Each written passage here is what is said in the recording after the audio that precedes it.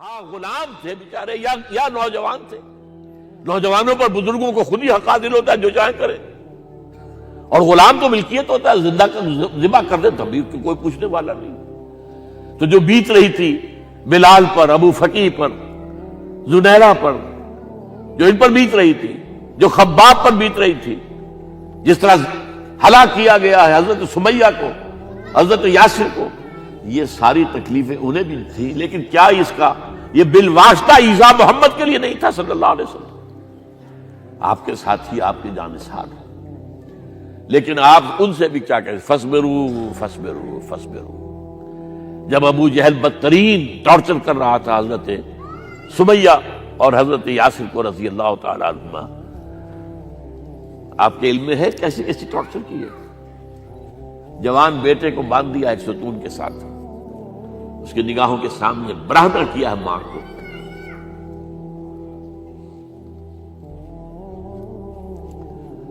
ہاتھ میں ایک مورتی ہے. جب تنگ آ گیا، ستا کر تنگ کر کے مار مار کے حضرت سمیہ ٹس سے مس نہیں ہو رہی.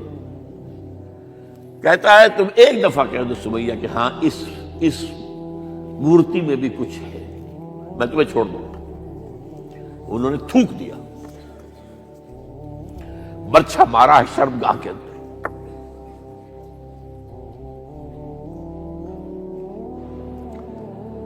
کتنی تکلیف پہنچی ہوگی حضور کو. لیکن آپ گزر رہے، اصبروا یا آل یاسر فإن موعدکم الجنہ. اے یاسر کے گھر والوں صبر کرو، تمہارے استقبال کی تیاریاں ہو رہی ہیں جنت. یہ سیرت کوئی بناتا سناتا ہے، یہ سیرت. یاسر کے ساتھ کیا کیا ہے؟ 4 اونٹ نر سانڈ، اور ان کے ساتھ رسے باندھ کر ایک رسے سے ان کا ایک بازو باندھا، ایک سے دوسرا بازو، ایک سے ایک ٹانگ، دوسرے سے دوسری ٹانگ. انہیں دوڑایا ہے کہ پرکھتے اڑ جیسے قسم کے. یہ دین ایسے ہی قائم نہیں ہوا. عدل و انصاف کا نظام ٹھنڈے ٹھنڈے قائم نہیں ہوتا، گھر میں آرام سے بیٹھے ہوئے قائم نہیں ہوتا.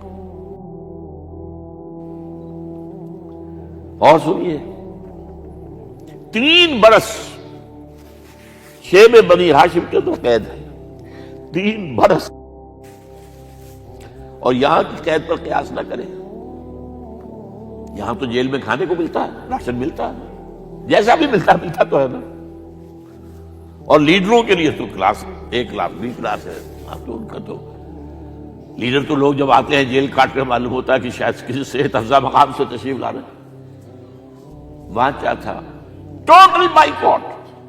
ایک گھاٹی، ادھر پہاڑ ادھر پہاڑ، دونوں طرف جو ہے پہرے. کوئی کھانے پینے کی چیز اندر نہیں جائے گی.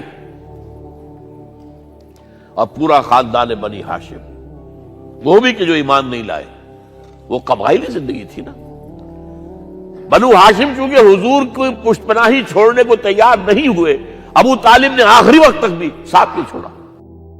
ہاں آخری وقت کے قریب ایک بات ہو گئی تھی. ایک مرتبہ تو ہوا کہ وفد آیا ہے قریش کا کہ اپنے بھتیجے کو روک لو، وہ ہمارے معبودوں کی توہین کرتا ہے. ابو طالب نے بلایا اور آپ سے کہا کہ یہ کچھ اپنے رویے کو بدلے. آپ نے فرمایا چچا جان، اب تو چاہے یہ میرے ایک ہاتھ پر سورج اور دوسرے پر چاند رکھ دے، میں اپنے اس مشن کو چھوڑ نہیں سکتا. یہ ہے استقامت. اور ابو طالب کے عین انتقال کے وقت جو معاملہ ہوا، جب وفد آیا ہے کہ ٹھیک ہے اب ہمارا جو ہے صبر کا پیمانہ لبریز ہو گیا ہے، اب ٹھیک ہے آ جاؤ میدان میں، تم بھی ساتھ چھوڑنے کو تیار نہیں ہو. ابو طالب نے بلایا اس کو، بھتیجے مجھ پر اتنا بوجھ نہ ڈالو جو میں برداشت نہ کر سکوں.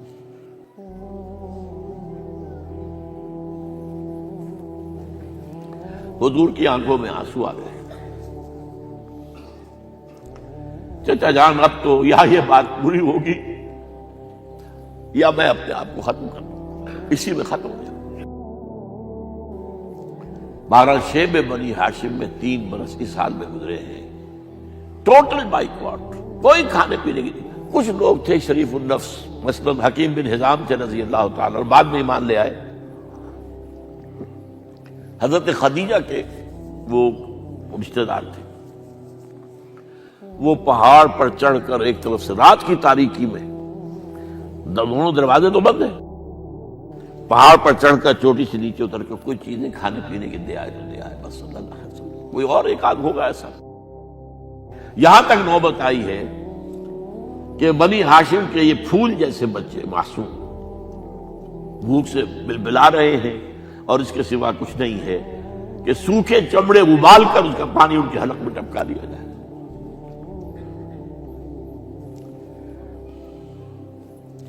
اور جو ہوا وادی طائف میں، جب مکے والوں نے فیصلہ کر لیا کہ آپ قتل کر دو، ابو طالب بھی فوت ہو چکے ہیں، اب کوئی اندیشہ نہیں، کوئی خانہ جنگی شروع نہیں ہوگی، کوئی انٹرا ٹرائبل وار نہیں ہوگی، تو آپ طائف گئے ہیں۔ شاید وہاں کے 3 سردار تھے بڑے، اور یہ طائف اصل میں قریشی کا سمجھیے کہ یہ ان کا گرمیوں کا یہ صحت افزا مقام تھا۔ یہ تمام جو سردار تھے مکے کے، ان کی جائیدادیں وہاں تھی، باغات تھے، اور وہاں کے بھی 3 سردار تھے، تو شاید ان میں سے کسی کو اللہ توفیق دے دے۔ وہاں گئے ہیں اور صرف ایک ساتھ ہیں، حضرت زید بن حارثہ، حضرت ابو بکر بھی ساتھ نہیں، سائے کی طرح ساتھ رہنے والا بھی ساتھ نہیں تھا۔ وہاں جا کر جو آپ نے تینوں سے بات کی ہے، تینوں نے وہ باتیں کہی ہیں جو کلیجے کو چیر جائیں۔ تمہارے سوا کوئی اللہ کو نہیں ملا تھا رسول بنانے، جاؤ چلے جاؤ۔ ایک کہتا ہے فوراً چلے جاؤ یہاں سے، اس لیے کہ ہو سکتا ہے کہ تم سچے ہو تو کہیں میں تمہاری توہین نہ کر دوں، اور یہ بھی ہو سکتا ہے تم جھوٹے ہو تو جھوٹے کو میں منہ نہیں لگانا چاہتا۔ 3 دن کی یہ سختی، اور اس میں کیا ہو رہا ہے، اسٹریٹ ارچنز جو کہلاتے ہیں ہمارے یہاں، جھوکرے گلیوں کے، انہیں اشارہ کر دیا ذرا ان کی خبر لو۔ اب وہ پتھراؤ کر رہے ہیں، جیسے ہمارے ہاں کوئی آ جاتا ہے، کوئی نیم پاگل یا کوئی اور کسی طرح کا مست قسم کا آدمی، اور اس کے اوپر چھوکرے چاروں طرف ہوں اور ستا رہے ہوں۔ یہ نقشہ تھا، اور طائف کی گلیاں تھیں، اور محبوب رب العالمین تھے۔ ادھر سے پتھر آ رہے ہیں تو زید بن حارثہ رکاوٹ بن گئے، لیکن پیچھے سے آ رہے ہیں، وہ کیسے روکیں گے؟ پیچھے جاتے ہیں تو ادھر سے آ رہے ہیں۔ جسم لہو لہان ہے، خون رس رس کر زخموں سے جوتیوں میں آ کے جم گیا ہے۔ پھر وہاں سے آپ نکل کر گئے ہیں، ایک باغ میں تھوڑی سی پناہ لی ہے تھوڑی دیر کے لیے، جوتے بڑی مشکل سے اترے ہیں، خون جمع ہوا، اور وہ جو پھر دعا نکلی ہے آپ کی، وہ کلیجے کو چیر جانے والی ہے۔ اللہم الیک اشکو ضعف قوتی وقلت حیلتی وحوانی علی الناس، اے اللہ تیری جناب میں فریاد لے کر آیا ہوں، اپنی قوت کی کمی کا، اپنے وسائل کی کمی کا، اور لوگوں میں جو رسوائی ہو رہی ہے۔ الی من تکلنی الی بعید یتجہمنی او الی عدو ملکت امری، مجھے کس کے حوالہ کر دیا ہے؟ مجھے دشمن کے حوالے کر دیا جو چاہے میرے ساتھ کر گزرے۔ فریاد ہے کہ نہیں؟ بڑی زوردار فریاد ہے، بڑی زوردار، لیکن پھر مقام عبدیت کا ظہور ہوتا ہے۔ ان لم یکن علی غضبک فلا ابالی، اے اللہ اگر تو ناراض نہیں ہے، مجھے اندیشہ یہ ہو گیا کہ کہیں تو ناراض تو نہیں ہو گیا ہے، کہیں تو نے میرا ساتھ تو نہیں چھوڑ دیا ہے۔ اگر تو ناراض نہیں ہے تو مجھے کوئی پرواہ نہیں، جو ہو سو سر تسلیم خم ہے جو مزاج یار میں آئے۔ واپس آئے ہیں تو مکے میں داخل نہیں ہو سکتے تھے، وہاں تو قتل کا فیصلہ ہو چکا۔ باہر ہی آپ نے ڈیرا لگایا، زید بن حارثہ کو بھیجا، فلاں شخص کے پاس جاؤ کہ تم اگر امان میں لے لو محمد کو تو محمد آ جائیں، میں تو میری یہ پوزیشن نہیں ہے، میں قریش کے مقابلے میں امان نہیں دے سکتا۔ دوسرے کے پاس بھیجا، اس نے بھی کچھ ایسے جواب دے دیا۔ تیسرے کے پاس جب گئے حضرت زید، مطعم بن عدی، اس نے کہا ٹھیک ہے، میں امان دیتا ہوں محمد کو، وہ آ جائے مکے میں۔ حضور سے آگے کہا، حضور نے فرمایا نہیں جا کر کہو، آ کر لے کر جا۔ کیوں؟ کیا پتا اچانک جو ہے میرے داخل ہوتے ہی کوئی مجھ پر حملہ کرے، قتل کر دے۔ وہ تو یہ کہہ سکے کہ ہمیں کیا پتا تھا کہ مطعم نے جو ہے امان دی ہے، I never knew it۔ اب یہ قبیلے کے اندر یہ ہوتا تھا کہ ایک نے امان دے دی، سب کی طرف سے امان۔ لہذا حضور نے فرمایا آ کر لے کر جاؤ۔ وہ اپنے 6 بیٹوں کو ہتھیار سجا کر لے کر آیا ہے اور پھر لے کر گیا حضور کو، کہتا ہوا گزر رہا ہے راستے میں، لوگوں سن لو محمد میری امان میں ہے صلی اللہ علیہ وسلم۔ اس لیے آپ کو مکے کے اندر پھر 2-2.5 سال مزید رہنے کا موقع ملا ہے، اور اتنا بڑا احسان آپ نے مانا پھر مطعم بن عدی کا کہ غزوہ بدر میں جب 70 اسیر تھے قریش کے حضور کے پاس، تو آپ نے فرمایا تھا کہ اگر آج مطعم زندہ ہوتا اور وہ سفارش کرتا تو میں ان سب کو چھوڑ دیتا بغیر کسی فدیے کے۔ بہرحال یہ چند باتیں میں نے آپ کو بتائی، باقی تو یہ کہ غار ثور ہے کیسی کیسی، اور پھر غزوہ بدر سے پہلے کی رات ہے، اور وہ آپ کا زندگی کا طویل ترین سجدہ ہے اس میں، جہاں تک یہ الفاظ بھی آپ نے کہہ دیا، اللہ اگر کل یہ جو 313 یہاں جمع ہیں اگر یہ ختم ہو گئے تو پھر قیامت تک تیرا نام لینے والا کوئی نہیں ہوگا، میں آخری رسول اور میری یہ 15 برس کی کمائی ہے۔ اس پر کہا حضرت ابوبکر نے، وہ پہریدار کی حیثیت سے کھڑے تھے، کہ حسبک حسبک حضور بس کیجئے بس کیجئے۔ بہرحال بدر ہے، احد ہے، زخمی ہوئے ہیں، دندان مبارک شہید ہوئے ہیں، خون اتنا بہا ہے کہ بے ہوش ہو گئے ہیں، اور خبر اڑ گئی ہے کہ آپ شہید ہو گئے۔ یہ سب کچھ، اور سب سے بڑھ کر حمزہ کی لاش سامنے آئی۔ کیسی لاش؟ ناک کٹی ہوئی ہے، کان کٹے ہوئے ہیں، پیٹ چاک کر کے کلیجہ چبایا ہوا ہے۔ کس طرح برداشت کیا ہوگا آپ نے؟ اپنے اوپر تاری کر کے دیکھیں، یہ حمزہ کون ہے؟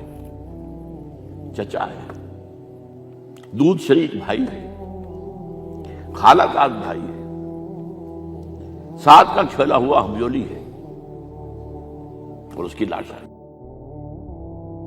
جو قلب اطہر پر بیت رہی تھی وہ مدینے میں آ کر ایک بڑا ماحول بدلا ہوا تھا، تب وہ بات سامنے آ گئی۔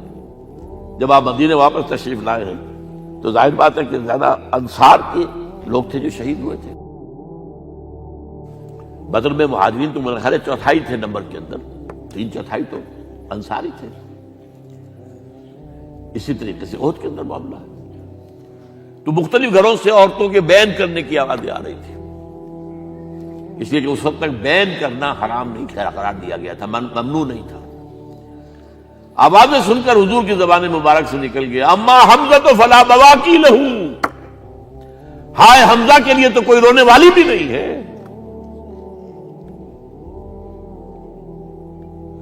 اس پر پھر صحابہ نے، انصار نے اپنے ہاں کی خواتین کو حضرت صفیہ کے ہاں بھیجا، وہ سگی بہن تھی، وہاں انہوں نے جا کے بھی تعزیت کی بہن کی۔ غزوہ احزاب کا آپ نے سن لیا، اسوہ رسول پر نہ معلوم کیا کیا باتیں چیزوں میں مشہور ہو گئی ہیں۔ اسوہ کا لفظ آیا کہاں ہے قرآن میں؟ سورہ احزاب میں۔ وہ اسوہ کیا تھا؟ جب خندق کھودنے کا فیصلہ ہوا ہے تو خندق کھود رہی ہے، حضور بھی لگے ہوئے ہیں، بھاری بھاری پتھر اٹھا کر کندھے پر لا کر باہر پھینک رہے ہیں، پتھریلی زمین تھی، ایک پتھر کسی سے ٹوٹا نہیں تھا، تو حضور نے جو ہے 3 دفعہ جو اس کے اوپر ضرب لگائی تب ٹوٹا ہے۔ لیکن یہ کہ کئی دن کے فاقے ہو چکے تھے، کھانے کو کچھ نہیں، پورا محاصرہ تھا، 12,000 کا لشکر گھیرے ہوئے، یہاں تک کہ آپ کو معلوم ہے کہ گھروں کے اندر بیت الخلاء تو نہیں ہوتے، باہر جاتے تھے قضاء، اس کا کوئی امکان نہیں۔ شدید ترین آزمائش جو ہوئی ہے اس کا نتیجہ ایک طرف یہ نکلا کہ منافقین کا نفاق ان کی زبانوں پر آ گیا۔ قرآن مجید میں ہے یہ انہی آیات میں، ما وعدنا اللہ ورسولہ الا غرورا، ہمیں تو اللہ اور اس کے رسول نے دھوکہ دے کے مروا دیا۔ ہم سے کہا تھا کہ قیصر و کسریٰ کے خزانے تمہارے قدموں میں آئیں گے، اور حال یہ ہے کہ اب رفع حاجت کے لیے باہر نہیں جا سکتے، کھانے کو کچھ نہیں۔ اس وقت کچھ صحابہ آئے ہیں حضور صلی اللہ علیہ وسلم سے، دیکھیے فاقے سے کمر دوہری ہوئی جا رہی ہے، ہم نے اپنے پیٹوں پر پتھر باندھے ہوئے، چادروں کے ساتھ پتھروں کسا ہوا تاکہ کمر سیدھی رہے۔ حضور نے اپنا کرتا مبارک اٹھا کر دکھایا، 2 پتھر بنے ہوئے۔ یہ ہے اسوہ، یہ ہے آپ کی سنت، آپ کا اسوہ حسنہ۔ لیکن اس اسوہ حسنہ سے فائدہ کون اٹھا سکتا ہے؟ لقد کان لکم فی رسول اللہ اسوۃ حسنۃ لمن کان یرجو اللہ والیوم الآخر وذکر اللہ کثیرا۔ اسوہ تو اپنی جگہ ہے، قرآن میں ہدایت سب کے لیے، ھدی للناس، لیکن فائدہ اٹھائیں گے صرف متقین، ھدی للمتقین ہے سب کے لیے، اسوہ سب کے لیے ہے، لیکن استفادہ وہی کر سکے گا جو 3 شرطیں پوری کرے: اللہ اور یوم آخر پر ایمان، اور اللہ کا ذکر کثرت کے ساتھ کرے۔ بہرحال یہ میں نے آپ کے سامنے اس حوالے سے رکھا ہے، یہ اسوہ جو ہے حضور کا، یہ ہم پر اتمام حجت ہے۔ دیکھیے نوٹ کیجئے، پوری نوع انسانی پر اتمام حجت، اسلام کا نظام عدل اجتماعی جو قائم کر کے دکھا دیا، حجت قائم ہے۔ اسے انگریزی میں کہتے ہیں اٹس ڈویبل، کیا جا سکتا ہے، یہ کام ہو سکتا ہے، اس لیے کہ زمین پر قدم بہ قدم چل کر یہ انقلاب آیا، محنت سے آیا، مشقت سے آیا، ایثار سے آیا، قربانیوں سے آیا، تکلیفیں جھیل کر آیا، صبر و مصابرت سے آیا، استقامت و مقاومت سے آیا۔ یہاں پر معجزوں کی کار فرمائی نہ ہونے کے برابر ہے۔ یہاں دھوپ سے بچانے کے لیے کوئی اللہ نے صاحبان نہیں دیا، ظل اللہ علیکم الغمام، اور بھوک سے بچانے کے لیے من و سلوہ نازل نہیں ہوئے۔ غزوہ تبوک میں ایسا بھی ہوا ہے کہ 3 مجاہدین کا 24 گھنٹے کا راشن ایک کھجور، ایک نے منہ میں رکھی، کچھ چوس لی، کچھ گلوکوز چلا گیا اس میں سے، دوسرے کو دے دی، اس نے چوس لی، پھر تیسرے کو دے دی۔ من و سلوہ نازل نہیں ہوئے۔ محنت، مشقت، ایثار، قربانی، صبر، مصابرت، استقامت، مقاومت، یہ ہے اسوہ رسول۔